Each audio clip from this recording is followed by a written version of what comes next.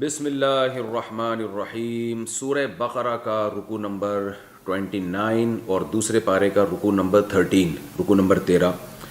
اس کا لفظی ترجمہ بھی ہو گیا، تفسیر بھی ہو گئی، اور اس میں جو علمی نکات تھے وہ بھی ہو گئے۔ تو میں نے کہا تھا، وعدہ کیا تھا کہ میں اس میں سورہ بقرہ میں، چونکہ اللہ تعالیٰ نے 3 طلاق کا مسئلہ بیان کیا ہے، تو میں اس مسئلے کو ڈیٹیل سے بیان کروں گا۔ تو آج سے انشاءاللہ میں اس کی تفصیل بیان کرتا ہوں، اور یہ میں نے خود جو احادیث تھیں وہ جمع کی ہیں اور پیپر پہ ان کو اپنے سامنے لکھ کے لایا ہوں، تاکہ عربی عبارات بھی حدیث کی پڑھوں اور اس کا ترجمہ، لفظی ترجمہ ہو، اور یہ مسئلہ دودھ کے دودھ پانی کی طرح واضح ہو جائے کہ کیا اس میں اختلاف کی گنجائش ہے یا نہیں۔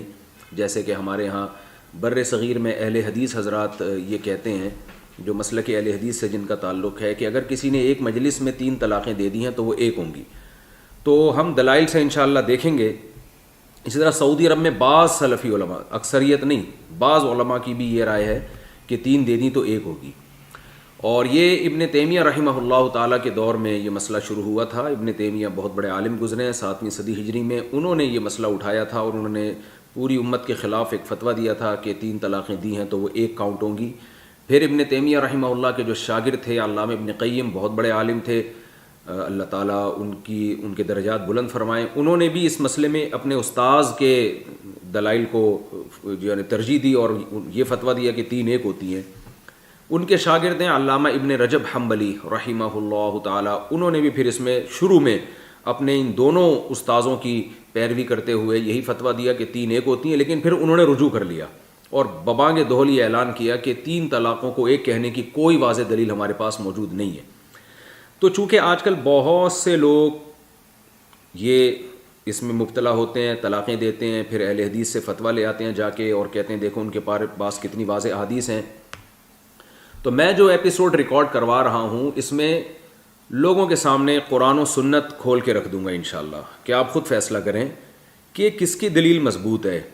اور میں نے جو اس میں تحقیق کی ہے وہ بہت زیادہ تحقیق کی ہے۔ علامہ ابن تیمیہ رحمہ اللہ تعالیٰ کی کوئی ایسی دلیل نہیں ہے جو میں نے چھوڑی اور اس پہ میں نے ریسرچ نہ کی ہو۔ ابن قیم رحمہ اللہ تعالیٰ کی، اسی طرح ہمارے جو اس زمانے میں اہل حدیث علماء ہیں اور وہ جتنے بھی دلائل دیتے ہیں اس مسئلے پر، میں نے ان کی موٹی موٹی یعنی یوں سمجھیں کہ 500 صفحے کی کتابیں پڑھی ہیں اور ان کا تجزیہ کیا ہے۔ اور اس میں اس بات سے قطع نظر کہ امام ابو حنیفہ کیا کہتے ہیں، امام شافعی کیا کہتے ہیں، اس سے قطع نظر سیدھا قرآن و سنت کے دلائل آپ کے سامنے رکھوں گا۔ بعد میں پھر فقہا کے اقوال پیش کروں گا انشاءاللہ کہ کس کی کیا رائے ہے، لیکن ابتدا میں اس میں فوکس کیا جائے گا قرآن و سنت کو، تاکہ آپ کے سامنے دودھ کا دودھ اور پانی کی طرف واضح ہو جائے کہ دلائل کی دنیا میں کس کا قول مضبوط ہے اور کون سا قول ایسا ہے جس کو آپ چھوڑ نہیں سکتے۔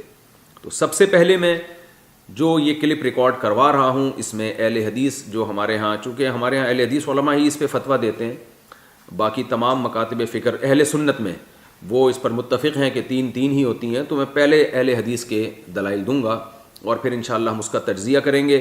پھر ان دلائل کے بعد میں پھر انشاءاللہ دوسرے علماء جو جمہور علماء جن کو کہا جاتا ہے، میری نظر میں یہ مسئلہ اجماعی ہے۔ جمہور میں جب کہوں گا نا کہ جمہور کا یہ قول ہے کہ 3 ہوتی ہیں، تو جمہور سے مراد صحابہ اور تابعین کے بعد یہ مسئلے میں اختلاف پیدا ہوا ہے، تو اس وقت پھر جمہور الگ تھے اور چند لوگ الگ تھے، لیکن تو میں انہی کی رعایت کرتے ہوئے اس کو جمہور کا قول قرار دوں گا۔ لیکن حقیقت یہ ہے کہ اگر آپ احادیث میں جائیں گے تو صحابہ اور تابعین تک اس مسئلے پر مکمل اجماع تھا، کوئی ایک قول بھی ہمیں واضح ایسا نہیں ملتا جس میں آتا ہو کہ انہوں نے 3 کو ایک کہا ہو۔ تو اجماع کے بعد اختلاف رائے کی گنجائش نہیں ہوتی۔ خیر، ہم دلائل سے بحث کرتے ہیں۔ تو اہل حدیث حضرات جو یہ دلیل دیتے ہیں کہ اکٹھی 3 طلاقیں ایک ہوتی ہیں، ان کی جو سب سے مشہور دلیل ہے وہ صحیح مسلم کی یہ حدیث ہے جو میں آپ کے سامنے پڑھتا ہوں۔ عن ابن عباس رضی اللہ عنہما قال كان الطلاق على عهد رسول اللہ صلی اللہ علیہ وسلم وابی بکر وسنتين من خلافة عمر طلاق الثلاث واحدة فقال عمر بن الخطاب ان الناس قد استعجلوا في امر كانت لهم فيهم اناه فلو امضيناه عليهم فامضاه عليهم۔ حضرت عبداللہ ابن عباس رضی اللہ تعالیٰ عنہ، حدیث کے راوی کا نام آپ محفوظ رکھ لیں، اس حدیث کو بیان کر رہے ہیں عبداللہ ابن عباس۔ وہ فرماتے ہیں کہ رسول اللہ صلی اللہ علیہ وسلم کے دور میں اور حضرت ابو بکر کے دور میں اور حضرت عمر کے ابتدائی 2 سال خلافت کے دور میں 3 طلاقوں کو ایک سمجھا جاتا تھا۔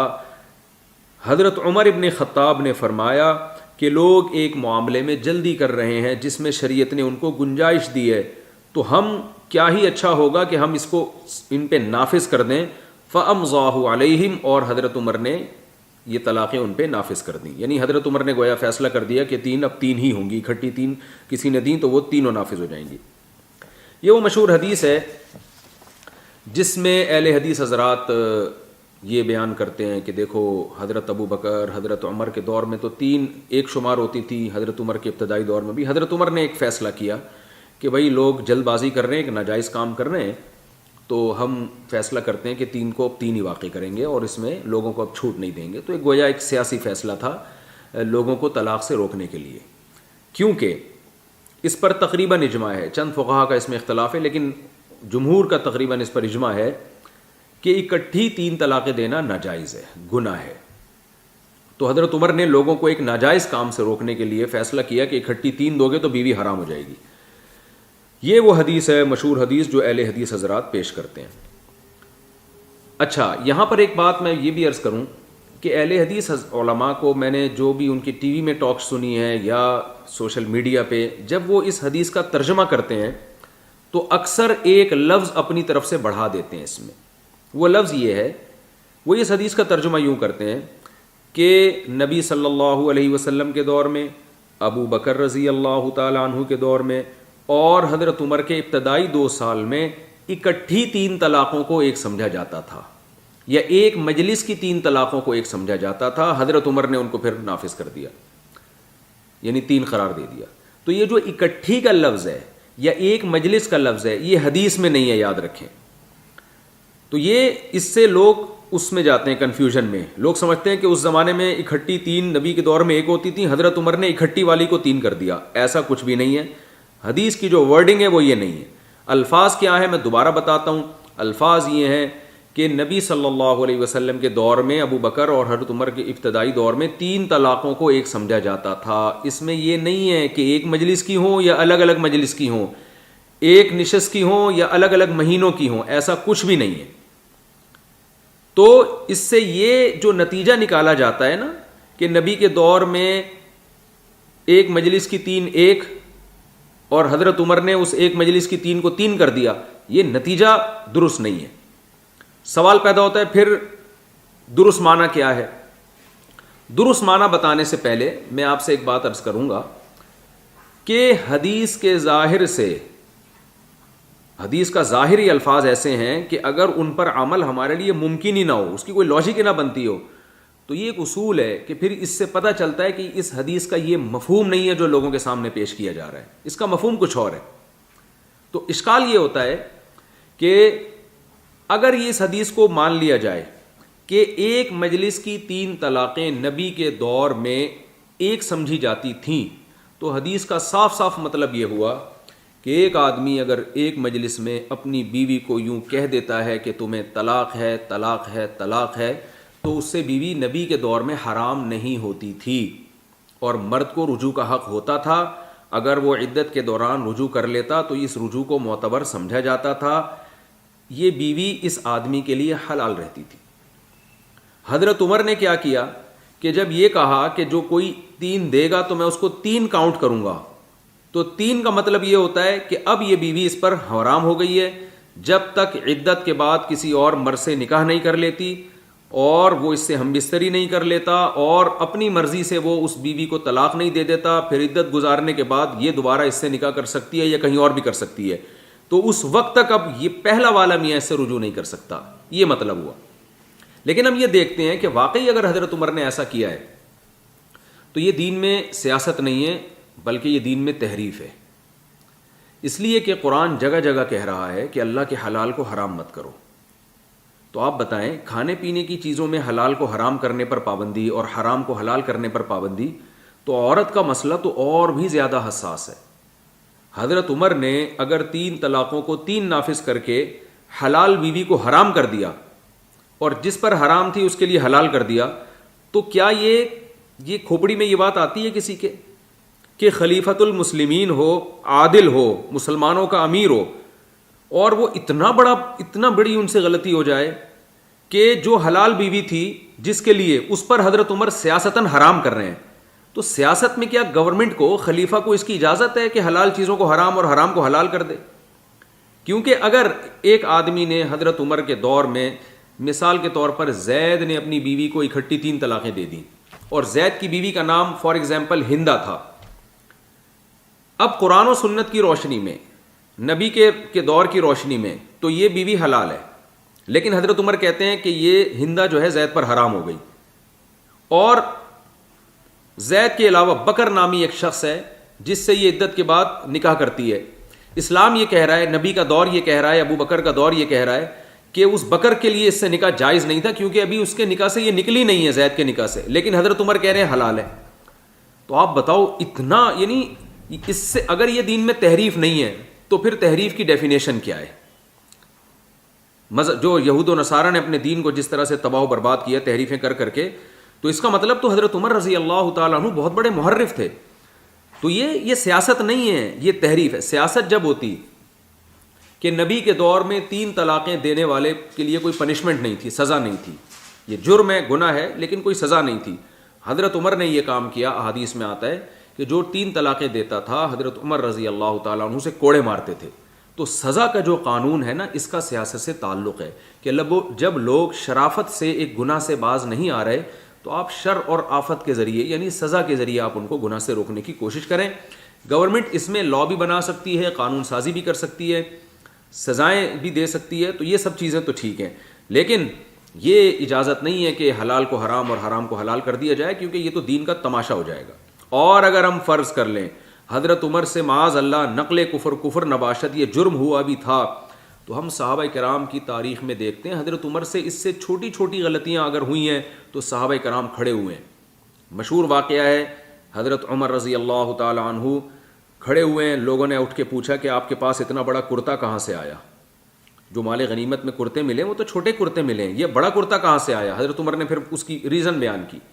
حضرت عمر رضی اللہ تعالیٰ عنہ اعلان کرتے ہیں کہ آج سے کسی خاتون کا مہر جو ہے وہ 400 درہم سے زیادہ نہیں ہوگا. ایک خاتون مجمع میں کھڑی ہو گئی کہ اللہ تو فرماتے ہیں ان آتیتم احداہن قنطارا فلا تأخذوا منہ شیئا, اگر کسی عورت کو سونے کا پہاڑ بھی دیا ہو تو واپس نہیں لے سکتے.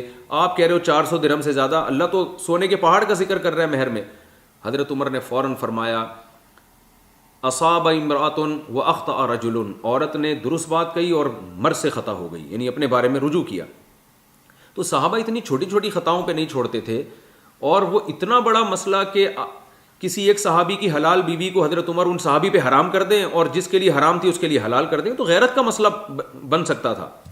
لیکن ہم دیکھتے ہیں پورے ذخیرہ حدیث میں کوئی ایک ضعیف حدیث بھی ایسی نہیں ملتی کہ حضرت عمر کے اس فیصلے پر کسی ایک ادنا سے ادنا صحابی نے بھی اعتراض کیا ہو یا اشکال کیا ہو. حتیٰ کہ اس حدیث کے جو راوی ہیں عبداللہ ابن عباس, وہ بھی جب فتویٰ دیتے تھے تو یہی دیتے تھے کہ 3 طلاقیں 3 ہی ہوتی ہیں, ایک نہیں ہوتی, جو میں انشاءاللہ ابھی آپ کے سامنے عبداللہ بن عباس کی وہ روایتیں پیش کروں گا. ہمارے ہاں بعض اہل حدیث حضرات یہ بھی کہتے ہیں کہ عبداللہ بن عباس سے دونوں روایتیں ہیں کہ 3 ایک بھی ہیں اور 3 3 بھی. یہ بالکل غلط ہے. وہ جو روایت ہے میں اس کی بھی حقیقت پیش کروں گا جو اہل حدیث حضرات پیش کرتے ہیں کہ 3 ایک والی بھی روایت ہے. 3 کے ایک والی کوئی روایت نہیں ہے عبداللہ بن عباس سے. وہ انشاءاللہ جو اہل حدیث حضرات بتاتے ہیں نا, وہ میں آپ کے سامنے رکھوں گا کہ یہ روایت کیا ہے, اس کا ترجمہ کیا ہے, اس کا مطلب کیا ہے. اور ویسے بھی کامن سینس کے خلاف ہے کہ عبداللہ بن عباس کسی کو کہہ رہے ہیں تمہاری بیوی حلال ہے, کسی کو کہہ رہے ہیں حرام ہے.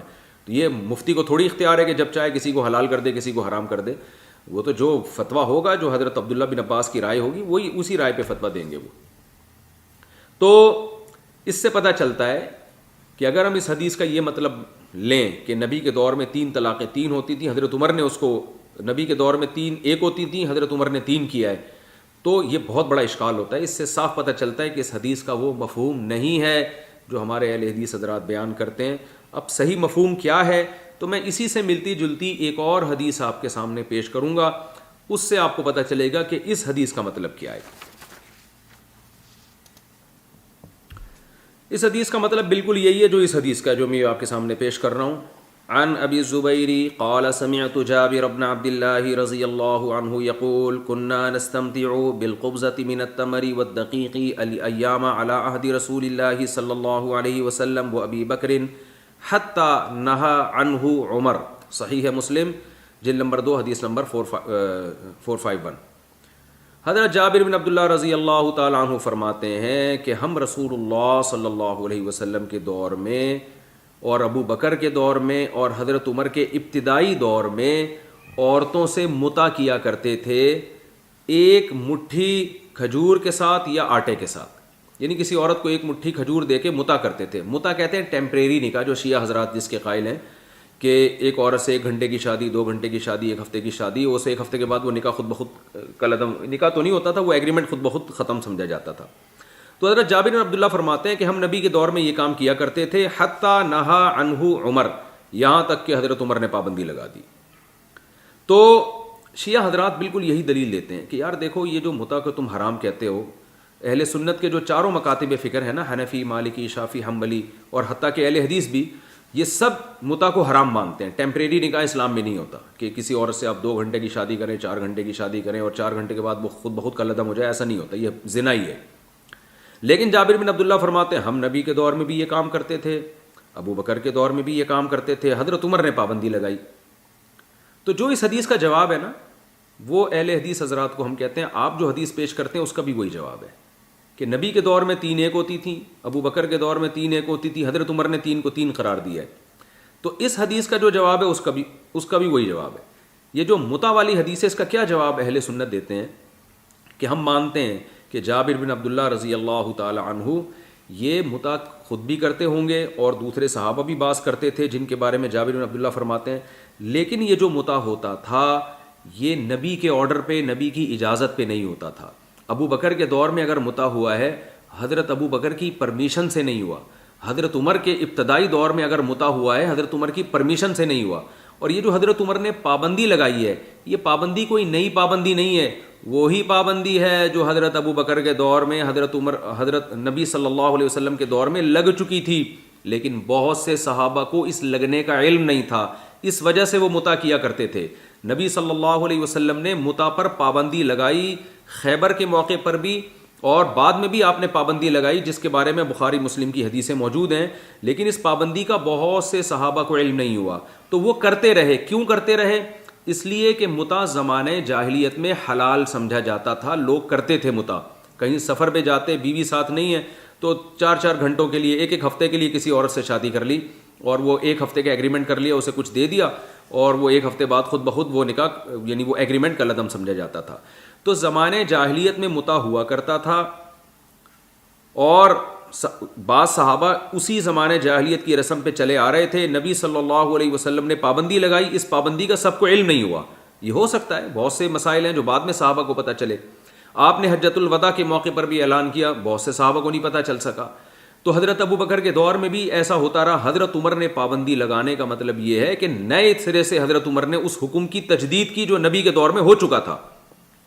اور پھر دوسری حدیث میں آتا ہے حضرت عمر نے فرمایا اب اس بارے میں کسی کا عذر نہیں چلے گا، کوئی اگر متع کرے گا تو میں اس کو رجم کروں گا. اگر شادی شدہ آدمی متع کرتے ہیں زنا والی سزا میں نافذ کروں گا، تو اس بارے میں کسی کا عذر نہیں چلے گا. تو یاد رکھیں جیسے زمانہ جاہلیت میں متع کو حلال سمجھا جاتا تھا، اس بیس پہ بعض صحابہ حضرت عمر کے دور تک کرتے رہے. بالکل اسی طرح زمانہ جاہلیت میں 3 طلاقوں کو ایک سمجھا جاتا تھا، خواہ وہ 3 طلاقیں ایک مجلس کی ہوں یا 3 مہینے میں تقسیم کر کے دی جائیں. ہر طرح کی 3 طلاقوں کو ایک سمجھا جاتا تھا. اس کی دلیل میں آگے حدیث پیش کر رہا ہوں. ہر طرح کی 3 طلاقوں کو ایک سمجھا جاتا تھا، اور ایک سمجھنے کا مطلب یہ ہے کہ مرد جتنی بھی طلاقیں دے دیتا عدت کے اندر اسے رجوع کا حق حاصل تھا. اسلام نے اس حکم کو ختم کیا اور سورہ بقرہ کی وہ آیتیں نازل ہوئیں جو میں نے آپ کے سامنے اس ایپیسوڈ میں تلاوت کی ہیں. الطلاق مرتان فامساک بمعروف او تسریح باحسان. طلاقیں 2 مرتبہ ہیں، 2 مرتبہ کے بعد چاہو تو عمدہ طریقے سے روک لو یا رخصت کر لو. فان طلقها، اگر مرد نے تیسری بھی طلاق دے دی فلا تحل له من بعد حتى تنكح زوجا غیرہ، تو پھر یہ عورت اپنے شوہر کے لیے حلال نہیں ہے جب تک کسی اور مرد سے نکاح نہ کر لے۔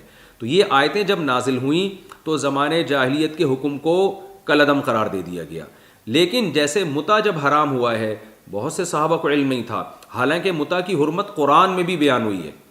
قرآن میں اللہ تعالیٰ کا ارشاد ہے الا علی ازواجہم او ما ملکت ایمانہم فانہم غیر ملومین، یہ سورہ مومنون کے پہلے رکوع میں بھی آیتیں ہیں اور سورہ معارج جو 29ویں پارے میں اس میں بھی آیتیں ہیں کہ ایمان والے اپنی خواہش صرف اپنی بیوی اور باندی سے پوری کرتے ہیں، بیوی اور باندی سے، اس کے علاوہ کوئی اور راستہ ان کے پاس نہیں، کوئی آپشن ان کے پاس نہیں ہے۔ تو بیوی تو وہ عورت نہیں ہوتی جس سے متع کا ایگریمنٹ ہوتا ہے، اس کو عرب بیوی نہیں کہا کرتے تھے، وائف نہیں کہا کرتے تھے اس کو۔ تو آپ دیکھیں قرآن کی اس آیت کے نازل ہونے کے بعد بھی بہت سے صحابہ متع کرتے رہے، کیونکہ ان کو قرآن کی اس تفسیر کا پوری طرح علم نہیں ہوگا، یا قرآن کی آیت ان کو معلوم نہیں ہوگی، یا وہ اس میں تعویل کرتے ہوں گے اور ان کو پتہ نہیں ہوگا کہ نبی صلی اللہ علیہ وسلم کے اس بارے میں واضح ارشادات ہیں۔ تو حضرت عمر نے پابندی لگا کر کوئی نیا کام نہیں کیا، پرانے حکم کو زندہ کیا ہے۔ بالکل اسی طرح زمانے جاہلیت میں کئی طلاقیں دے کے بھی مرد رجوع کا حق رکھتے تھے۔ اس کی دلیل کیا ہے؟ اس کی دلیل ابو داؤد کی یہ حدیث ہے، حضرت عبداللہ ابن عباس رضی اللہ تعالیٰ عنہ سے جو قول منقول ہے ابو داؤد میں حدیث نمبر 1981، اور اس حدیث کو علامہ البانی رحمہ اللہ نے بھی صحیح قرار دی اور بھی محدثین نے۔ وہ حدیث کے الفاظ ہیں، عبداللہ بن عباس رضی اللہ تعالیٰ عنہ فرماتے ہیں ان الرجل اذا طلق امرأته فهو احق برجعتها وان طلقها ثلاثا فنسخ ذلك وقال الطلاق مرتان۔ حضرت عبداللہ بن عباس رضی اللہ تعالیٰ عنہ فرماتے ہیں، ابو داؤد میں آپ دیکھ لیں اس حدیث کے نمبر پر، کہ زمانے جاہلیت میں جب کوئی آدمی اپنی بیوی کو طلاق دیا کرتا تھا فہو احق برجعتها، تو رجوع کا زیادہ حقدار ہوتا تھا، یعنی اس کا حق ہوتا تھا کہ وہ رجوع کر لے۔ وَإِن طَلَّقَهَا ثَلَاثًا، اگرچہ اس نے 3 طلاقیں دی ہوتی، فَنُسِخَ ذَلِكَ، اس حکم کو منسوخ کیا گیا۔ وقال، اور اللہ نے فرمایا الطلاق مرتان، طلاقیں 2 مرتبہ ہیں، فَإِمْسَاكٌ بِمَعْرُوفٍ أَوْ تَسْرِيحٌ بِإِحْسَان، عمدہ طریقے سے روکو یا رخصت کر دو۔ اور آگے فرمایا وَإِن طَلَّقَهَا، جیسے میں آیت پڑھتا رہتا ہوں کہ اگر مرد نے تیسری دے دی فَلَا تَحِلُّ لَهُ مِن بَعْدُ حَتَّى تَنكِحَ زَوْجًا غَيْرَهُ، تو یہ عورت حلال نہیں ہے۔ تو عبداللہ بن عباس جو اس حدیث کے راوی ہیں، جو اہل حدیث پیش کرتے ہیں، اس لیے میں نے کہا تھا نا وہ راوی کا نام ضرور یاد کریں، آگے آپ کو بہت ساری چیزیں انہی راوی سے ملیں گی جو اس حدیث کے بارے میں بتا رہی ہیں کہ اس حدیث کا وہ مطلب نہیں ہے جو اہل حدیث پیش کرتے ہیں۔ تو عبداللہ بن عباس نے صاف طور پہ بتا دیا کہ جیسے متع زمانے جاہلیت میں ہوا کرتا تھا، بہت سے لوگ اسی بیس پہ کرتے رہے، تو اسی طرح 3 طلاقوں کو زمانے جاہلیت میں ایک سمجھا جاتا تھا، تو نبی کے دور میں بھی ایک ہی سمجھا جاتا رہا۔ نبی نے نہیں سمجھا، ایسی کوئی حدیث نہیں ہے، ابو بکر نے نہیں سمجھا، ایسی کوئی حدیث ہمارے پاس نہیں ہے، سمجھا جاتا رہا۔ کون سمجھا جاتا رہا؟ وہ لوگ جن کو علم نہیں تھا کہ 3 طلاقوں کا حکم اللہ نے منسوخ کر دیا اور اب 3 ہی ہوں گی۔ تو یہ مطلب ہے، اس سے دودھ کا دودھ اور پانی کی طرح یہ مسئلہ واضح ہو جاتا ہے۔ آئیے ہم اب ایک دوسری روایت کی طرف چلتے ہیں کہ اور بھی کچھ ایسے کام ہیں جو نبی کے دور میں ہوئے ہیں لیکن اس پر کوئی بھی فتویٰ نہیں دیتا۔ امام ترمذی، امام بخاری رحمہ اللہ تعالیٰ کے شاگرد ہیں، وہ ایک حدیث پیش کرتے ہیں ترمذی میں۔ ترمذی کی عبارت ہے عن عمار بن یاسر رضی اللہ عنہ قال تیممنا مع النبی صلی اللہ علیہ وسلم الی المناکب والآبات۔ عمار ابن یاسر فرماتے ہیں کہ ہم نے نبی کے ساتھ تیمم کیا کندھوں تک اور بغلوں تک، یعنی بازو جو ہے نا ہم نے کندھے تک تیمم کیا اور بغلوں تک۔ پوری امت کا اجماع ہے کہ تیمم صرف کوہنیوں تک ہوگا، اس سے اوپر کوئی بھی قائل نہیں ہے، حتیٰ کہ اہل حدیث بھی کہتے ہیں کہ کوہنیوں تک تیمم ہوگا۔ لیکن ہمارے پاس حدیث ملتی ہے کہ حضرت عمار ابن یاسر کہتے ہیں ہم نے نبی کے دور میں نبی کی موجودگی میں یہ کام کیا ہے، تو پھر اس پہ فتویٰ کیوں نہیں دیتے ہم؟ اس کی وجہ امام ترمذی خود بیان کرتے ہیں۔ امام بخاری کے شاگرد امام ترمذی اس حدیث کو بیان کرنے کے بعد لکھتے ہیں، یہ الفاظ میں پورے امام ترمذی کے پڑھ کے سنا رہا ہوں۔ ترمذی جلد نمبر 1 صفحہ نمبر 38 پر وحدیث عمار تیممنا مع النبی صلی اللہ علیہ وسلم الی المناکب والآبات لیس بمخالف لحدیث الوجہ والکفین لأن عمارا لم يذكر أن النبي صلى الله عليه وسلم أمرهم بذلك وإنما قال فعلنا كذا وكذا فرماتے ہیں کہ جو حدیث عمار ہے نا، جس میں آتا ہے کہ ہم نے نبی کی موجودگی میں کندھوں تک اور بغلوں تک تیمم کیا ہے، یہ اس حدیث کے خلاف نہیں ہے جس میں کوہنیوں تک اور کف تک جو ہے تیمم کا تذکرہ ہے. اس لیے کہ حضرت عمار نے یہ نہیں کہا کہ نبی کی موجودگی میں ہم نے یہ نبی کے حکم سے کیا ہے، ایسا کچھ بھی نہیں ہے. انہوں نے تو کہا ہے کہ ہم نے یہ کیا ہے، بس اپنے اوپر رکھا ہے کہ ہم یہ سمجھتے تھے، ہم یہ کرتے تھے. نبی کی ذمہ داری انہوں نے نہیں لی، اس لیے کہ نبی سے جو ہمیں حدیث ملتی ہے وہ ملتی ہے. فلما سأل النبی صلی اللہ علیہ وسلم، جب نبی سے براہ راست پوچھا گیا، امرہ بالوجہ والکفین، تو آپ نے چہرہ اور ہتھیلیوں کا حکم دیا. والدلیل علی ذلک علی ما افتى به عمار بعد النبی صلی اللہ علیہ وسلم، اور اس کی مضبوط دلیل وہ فتویٰ ہے جو نبی کے دنیا سے جانے کے بعد حضرت عمار بن یاسر دیا کرتے تھے، اور وہ فتویٰ یہی تھا، التیمم قال الوجہ والکفین، کہ تیمم میں چہرہ اور ہتھیلیاں کا تیمم ہوگا.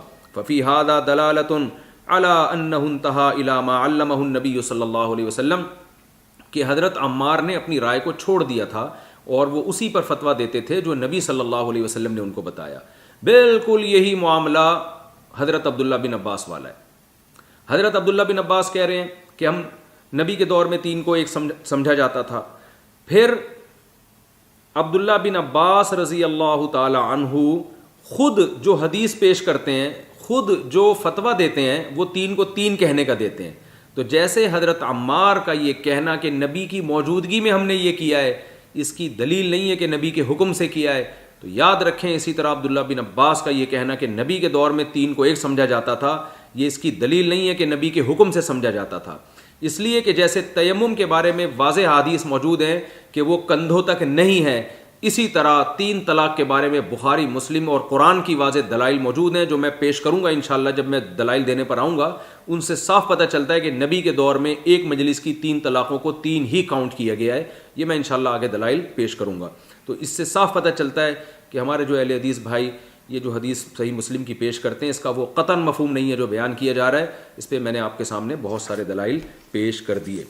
اب ہم عبداللہ بن عباس رضی اللہ تعالی عنہ کے فتوے کی طرف آتے ہیں کہ ظاہر ہے جو حدیث بیان کرنے والے صحابی ہیں وہ اپنی حدیث کا جو مفہوم خود بیان کریں گے اسی کو آپ فالو کریں گے نا. یا چلے کسی حدیث کے 2 مطلب نکلتے ہوں، ایک صحابی کوئی مطلب بیان کر رہا ہے، دوسرا مطلب بیان کر رہا ہے، تو آپ کیا چلے ہم اس مطلب کو نہیں لیتے، اس مطلب کو لیتے ہیں. لیکن ہم یہاں دیکھتے ہیں کہ اس حدیث کا اس کے علاوہ کوئی مفہوم بیان ہی نہیں کیا جا رہا. تو اس کا مطلب کہ بھائی جو ہمارے اہل حدیث بھائی ہیں وہ ایک ایسا مفہوم بیان کر رہے ہیں جس کو پوری دنیا میں کوئی بھی نہیں مانتا، جو صحابہ تابعین نہیں مانتے اس کو. تو آئیے ہم عبداللہ بن عباس کا جو اپنا فتویٰ ہے اس پر ہم بحث کرتے ہیں. حضرت عبداللہ بن عباس کا جو فتویٰ ہے نا، وہ میں بیان کرنے سے پہلے سورہ طلاق کی آیتوں کا صرف ترجمہ کروں گا آپ کے سامنے، کیونکہ عبداللہ بن عباس نے جب اکٹھی 3 طلاقیں دینے والے کو یہ فتویٰ دیا نا کہ 3 ہو گئی ہیں اور بیوی حرام ہو گئی ہے، تو قرآن کی آیتیں اس میں بطور دلیل کے پیش کی ہیں. اور یہ فتویٰ عبداللہ بن عباس نے نبی سے دنیا کے جانے کے بعد دیا ہے. تو وہ آیتیں میں آپ کے سامنے پیش کروں گا. وہ آیتیں ہیں سورہ طلاق کی. آپ ابھی قرآن اٹھائیے، 28ویں پارے میں سورہ طلاق نکالیے اور اس کی ابتدائی آیات کا لفظی ترجمہ پڑھیں. میں آیتیں آپ کے سامنے تلاوت کرتا ہوں. بسم اللہ الرحمن الرحیم. یا ایھا النبی، اے نبی، اذا طلقتم النساء، جب تم عورتوں کو طلاق دو، یعنی نبی کے توسط سے پوری امت کو بتایا جا رہا ہے کہ جب بھی بیویوں کو طلاق دو، فطلقوہن لعدتہن، تو عدت کے اوقات میں تقسیم کر کے دیا کرو. عدت کے اوقات کیا ہوتے ہیں؟ 3 طہر، جو تفصیل سے پچھلے ایپیسوڈ میں بتائے جا چکے ہیں. 3 طہر میں یعنی 3 مہینے میں ڈیوائیڈ کر کے دیا کرو. فطلقوہن لعدتہن واحصوا العدہ، اور پھر عدت کو کاؤنٹ بھی کرو، حساب و کتاب بھی رکھو. یعنی کیا مطلب؟ صاف طور پہ بتایا جا رہا ہے کہ اکٹھی مت دو، 1 مہینے میں 3 مت دو، 2 مہینے میں بھی 3 مت دو، بلکہ 3 کو 3 مہینوں میں ڈیوائیڈ کرنا پڑے گا. فطلقوہن لعدتہن واحصوا العدہ واتقوا اللہ ربکم، اپنے رب سے ڈرو. لا تخرجوہن من بیوتہن، اور ان عورتوں کو طلاق کے بعد ان کے گھروں سے مت نکالو. ولا یخرجن، اور نہ یہ خود نکلیں، یعنی عدت کے دوران یہ شوہر کے گھر میں رہیں. الا ان یاتین بفاحشۃ مبینہ، الا یہ کہ کھلی بے حیائی کا ارتکاب کریں وہ. الا ان یاتین بفاحشۃ مبینہ وتلک حدود اللہ، فرمائیے اللہ کی حدود ہیں. وَتِلْكَ حُدُودُ اللَّهِ وَمَن يَتَعَدَّ حُدُودَ اللَّهِ فَقَدْ ظَلَمَ نَفْسَهُ، فرمائیے اللہ کی حدود ہیں، اور جو اللہ کی حدود سے تجاوز کرتا ہے اس نے اپنی ہی جان پہ ظلم کیا۔ کیا مطلب اللہ کی حدود کیا بیان کی جا رہی ہیں؟ کہ عدت کے اوقات میں تم نے طلاق کو ڈیوائیڈ کرنا ہے، اکٹھی نہیں دینی ہے، اس کو اللہ کی حدود قرار دیا گیا، اور بتایا جو اللہ کی حدود سے تجاوز کرتا ہے اس نے اپنی ہی جان پہ ظلم کیا۔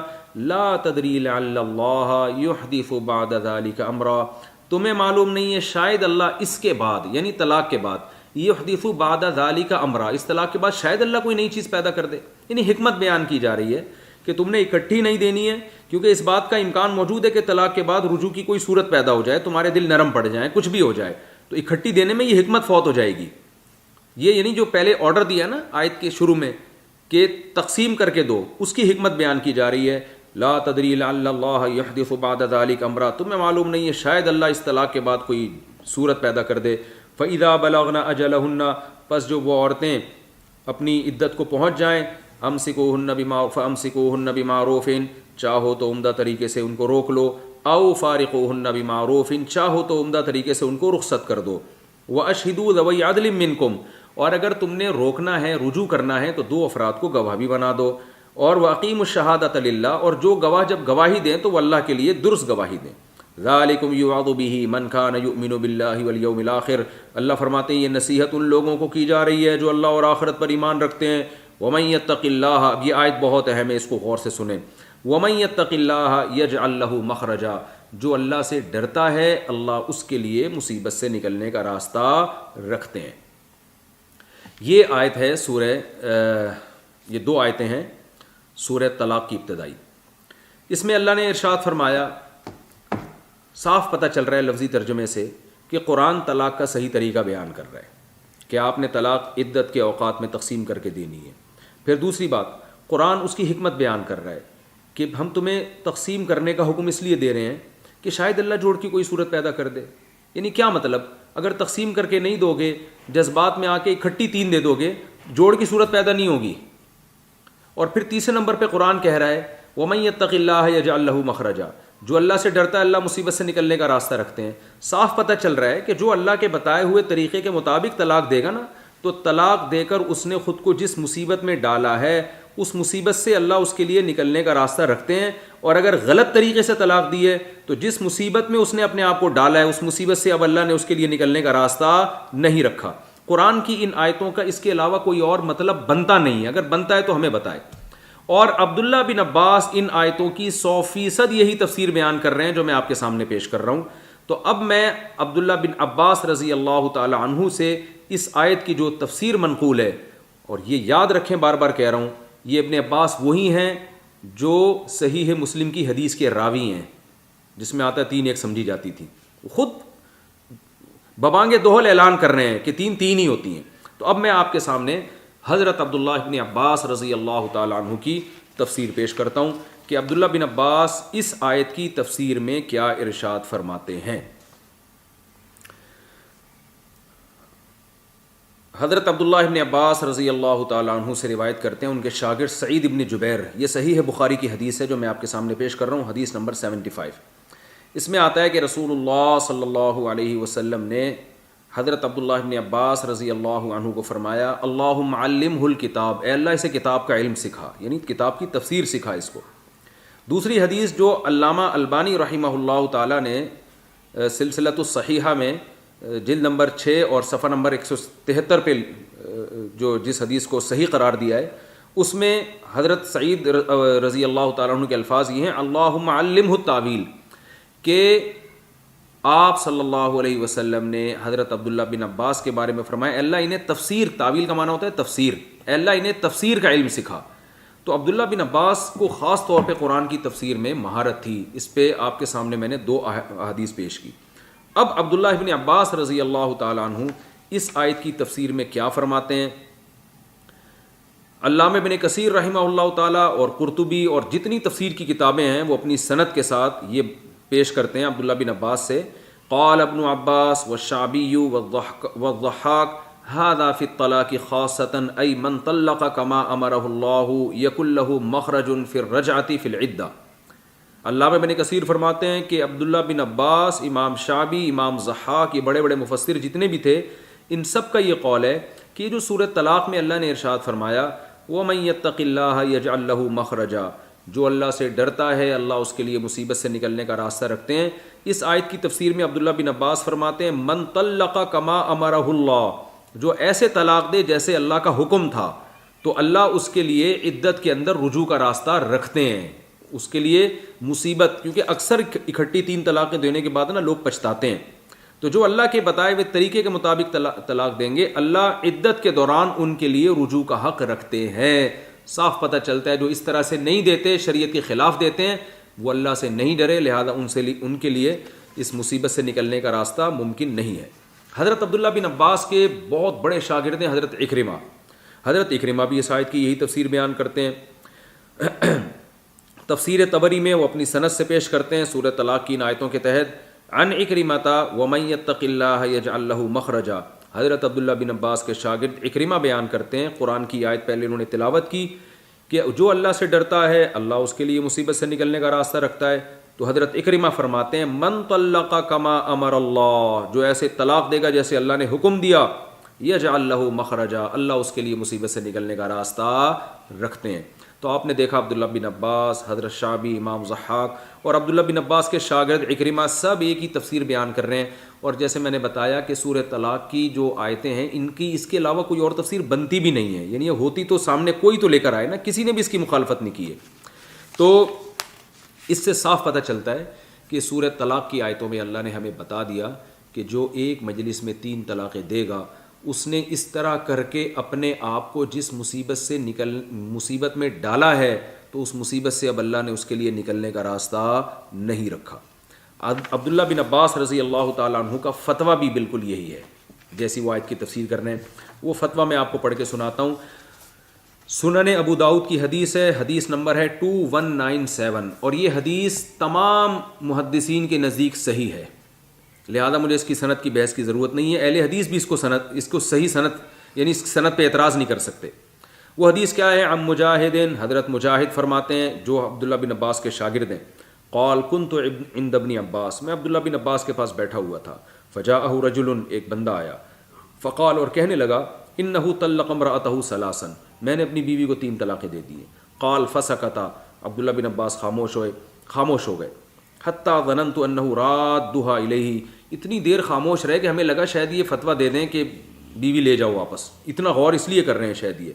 ثم قال، لیکن اس کے بعد آپ نے سر اٹھایا اور فرمایا، ینطلق احدکم، تم میں سے ایک شخص نکلتا ہے، فیرکب الحموق، حماقت پہ سوار ہوتا ہے، ثم یقول، پھر میرے پاس آ کے کہتا ہے، یہ ابن عباس، یہ ابن عباس، اے ابن عباس، اے ابن عباس، یعنی کچھ میرے لیے کچھ نکالیں کوئی صورت۔ وَإِنَّ اللَّهَ قَالَ، حالانکہ اللہ تو یہ فرما چکا ہے، وَمَن يَتَّقِ اللَّهَ يَجْعَل لَّهُ مَخْرَجًا، جو اللہ سے ڈرتا ہے اللہ اس کے لیے مصیبت سے نکلنے کا راستہ رکھتا ہے۔ دیکھیں قرآن کی وہ آیت پڑھی انہوں نے، وَإِنَّكَ لَمْ تَتَّقِ اللَّهَ، تو چونکہ اللہ سے نہیں ڈرا، فَلَمْ أَجِدْ لَكَ مَخْرَجًا، میں تیرے لیے مصیبت سے نکلنے کا راستہ نہیں پاتا۔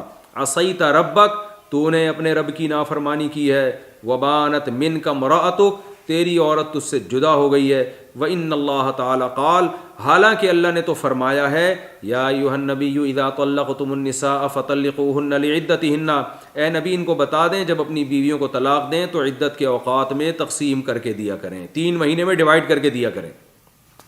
اب آپ بتاؤ صحیح سند کے ساتھ، اور یہ بخاری مسلم کی معیار کے مطابق یہ سند ہے اس کی، اتنی صحیح سند کے ساتھ عبداللہ بن عباس اتنی واضح بات کر رہے ہیں اور قرآن کی آیتیں پڑھ پڑھ کے اس کو سنا رہے ہیں، اس کے بعد بھی کیا یہ کنفیوژن رہ گئی ہے کہ جو ہے نا نبی کے دور میں اکٹھی 3 طلاق، اکٹھی کا لفظ بھی اپنی طرف سے بڑھایا آپ نے حدیث میں، اور پھر صحابہ پہ ایک الزام لگا دیا، حضرت عمر پہ ایک الزام لگا دیا، تو یہ بہت زیادہ میں سمجھتا ہوں ایک علمی خیانت ہے، اتنی واضح، اور پھر قرآن کی آیتیں پڑھ رہے ہیں۔ بہت سے لوگ کہتے ہیں عبداللہ بن عباس جو تھے نا، انہوں نے یہ جو فتویٰ دیا ہے نا یہ والی کہ 3 طلاقیں 3 ہوتی ہیں، یہ اصل میں حضرت عمر نے چونکہ قانون پاس کر دیا تھا کہ 3 کو اب 3 ہی سمجھا جائے گا، اس قانون کی وجہ سے ایسا کیا ہے۔ یہ بات اس لیے غلط ہے کہ حضرت عبداللہ بن عباس اگر اس قانون کی بیس پہ کر رہے ہوتے تو دلیل میں قرآن کی آیتیں نہ پڑھتے، وہ سورۃ طلاق کی آیتیں نہ پڑھتے۔ یہ نہ کرتے وہ، بلکہ کہتے بھائی ٹھیک ہے قرآن و سنت میں تو ایسا ہے، لیکن چونکہ خلیفہ نے قانون بنایا تو میں اس قانون کی بیس پہ ایسا کر رہا ہوں. تو قرآن کی آیتیں پڑھ رہے ہیں وہ. اور دوسری بات یہ کہ خلیفہ اگر ایسا قانون بناتے تو عبداللہ بن عباس اس کو ماننے کے بجائے اس کی مخالفت کرتے کہ آپ غلط قانون بنا رہے ہیں، جس چیز کو اللہ نے حلال کیا اس کو کیسے آپ حرام کر رہے ہیں. تو ان سب باتوں سے پتہ چلتا ہے کہ یہ صحیح مسلم کی جو حدیث جس میں آتا ہے 3 طلاقیں سمجھی جاتی تھی، اس کا وہ مفہوم نہیں ہے. صحیح مفہوم وہ ہے جو میں نے آپ کے سامنے پیش کیا.